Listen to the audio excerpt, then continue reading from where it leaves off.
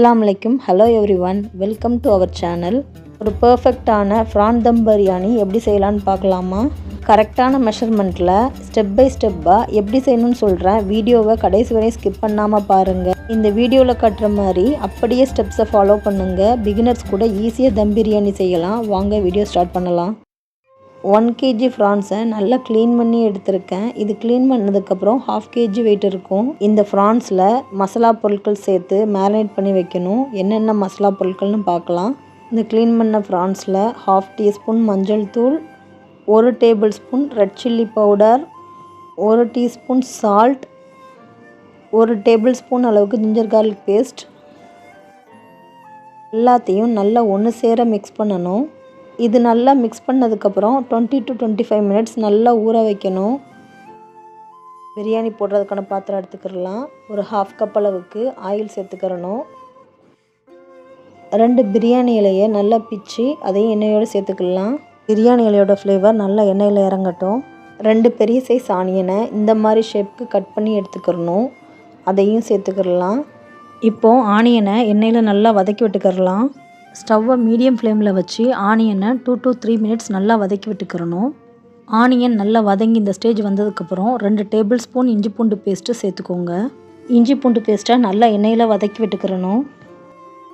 இஞ்சி பூண்டு பேஸ்ட்டில் உள்ள ரா ஸ்மெல் போனதுக்கப்புறம் 1/2 டீஸ்பூன் மஞ்சள் தூள் சேர்க்கணும். 1 டீஸ்பூன் ஜீரக powder, 1 teaspoon red chilli powder, 1/2 teaspoon பட்டை கிராம் ஏலக்காய் தூள் சேர்த்துக்கிறேன். உங்கள்கிட்ட பட்டை கிராம் ஏலக்காய் தூள் இல்லைன்னா கரம் மசாலா சேர்த்துக்கோங்க. 2 teaspoon biryani masala powder, 1 teaspoon கொத்தமல்லி பவுடர். நம்ம சேர்த்த மசாலா எல்லாத்தையும் 2 மினிட்ஸ் எண்ணெயில் நல்லா வதக்கி விட்டுக்கிறணும். 2 மீடியம் சைஸ் தக்காளியை இதை மாதிரி கட் பண்ணி எடுத்துக்கோங்க. பிரியாணிக்கு எப்போவும் நல்ல பழமான தக்காளி யூஸ் பண்ணும்போது டேஸ்ட் நல்லாயிருக்கும். இப்போ இந்த தக்காளியையும் இந்த மசாலாவோட சேர்த்துக்கலாம். தக்காளியை நல்லா வெங்காயத்தோடு சேர்த்து நல்லா மசிகிற அளவுக்கு நல்லா வதக்கி விட்டுக்கோங்க. ஒரு 3 நிமிஷத்துக்கு நல்லா வதக்கணும். தக்காளி நல்லா மசிஞ்சிருச்சு. 2 டேபிள் ஸ்பூன் அளவுக்கு நல்ல திக்கான தயிர் சேர்த்துக்கோங்க. இதையும் நல்லா தக்காளியோடு நல்லா மிக்ஸ் பண்ணி விட்டுக்கிறணும். இந்த மசாலாவுக்கு மட்டும் தேவையான அளவு உப்பு சேர்த்துக்கிறேன். ப்ரானுக்கு ஆல்ரெடி நம்ம உப்பு சேர்த்துருக்கோம், அதனால் இந்த மசாலாவுக்கு மட்டும் உப்பு சேர்த்தா போதும். இதையும் நல்லா மிக்ஸ் பண்ணி விட்டுக்கிறலாம். இதை ஒரு மூடி போட்டு மூடி நல்லா எண்ணெய் பிரிகிற அளவுக்கு வேக வைக்கணும். எண்ணெய் நல்லா பிரிஞ்சு வந்துருச்சு. 4 பல்லாரியை நல்லா ஃப்ரை பண்ணி 1 கப் அளவுக்கு வர்ற மாதிரி ஃப்ரைட் ஆனியன் ரெடி பண்ணி வச்சுருக்கேன். இந்த ஃப்ரைட் ஆனியனில் ஒரு பிடி அளவு எடுத்து இந்த கிரேவியில் சேர்த்துக்கிறலாம்.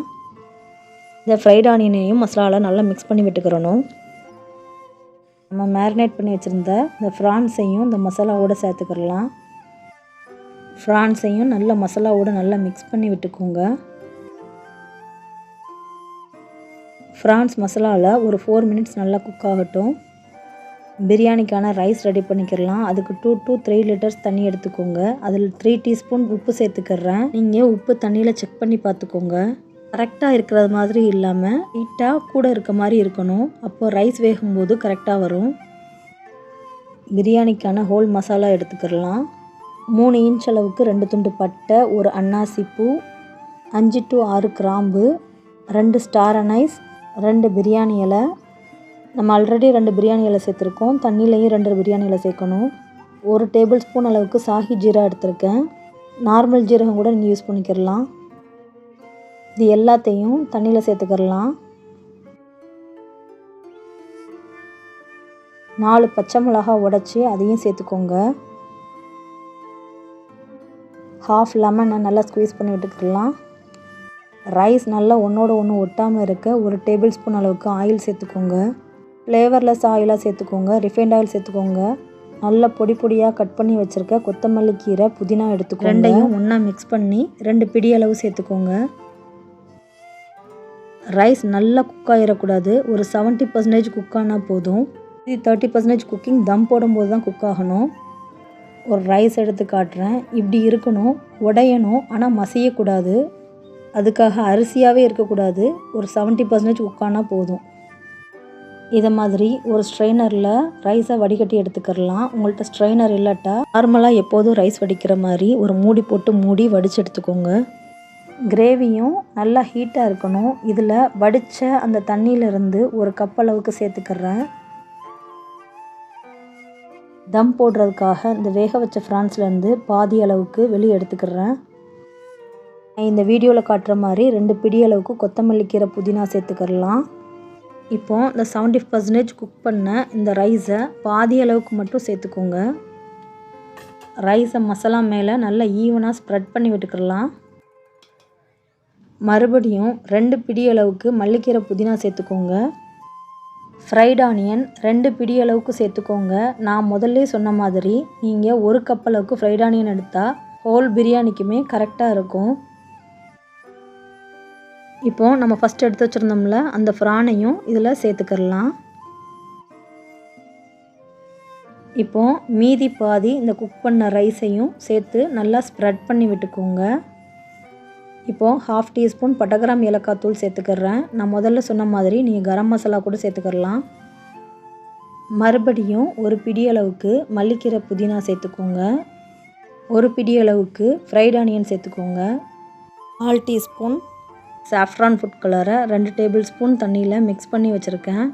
இப்போது இதை இது மேலே இப்படி ஊற்றி விட்டுக்கலாம். இப்போது உங்கள்கிட்ட ஃபுட் கலர் இல்லாட்டா சேர்க்க விருப்பம் இல்லை அப்படின்னா மஞ்சள் தூளை தண்ணியில் மிக்ஸ் பண்ணி அதை சேர்த்துக்கோங்க. தம் போடுறதுக்கு இந்த மாதிரி ஒரு பிளேட் வச்சுக்கிறேன். நீங்கள் பழைய தோசைக்கல் இருந்தால் அதை வச்சுக்கோங்க. 3 to 4 பச்சை மிளகாவை ஆம்லேட்டுக்கு கட் பண்ணுற மாதிரி கட் பண்ணி அதையும் சேர்த்துக்கிறணும். 2 டேபிள் ஸ்பூன் நெய் சேர்த்துக்கோங்க. பாத்திரத்தை தம் போடுறதுக்கான பிளேட் மேலே வச்சுக்கிறலாம். ஏர் வெளியில் போகாமல் நல்லா டைட்டாக இதை க்ளோஸ் பண்ணிக்கோங்க. கல்லில் சுடுறதுக்காக ஒரு 5 மினிட்ஸ் ஹை ஃப்ளேமில் வச்சுட்டு அப்புறம் ஸ்லோ ஃப்ளேமில் ஒரு 15 to 20 மினிட்ஸ் தம் போடுங்க. 20 மினிட்ஸ் ஆயிடுச்சு. எப்படி இருக்குன்னு ஓப்பன் பண்ணி பார்க்கலாம்.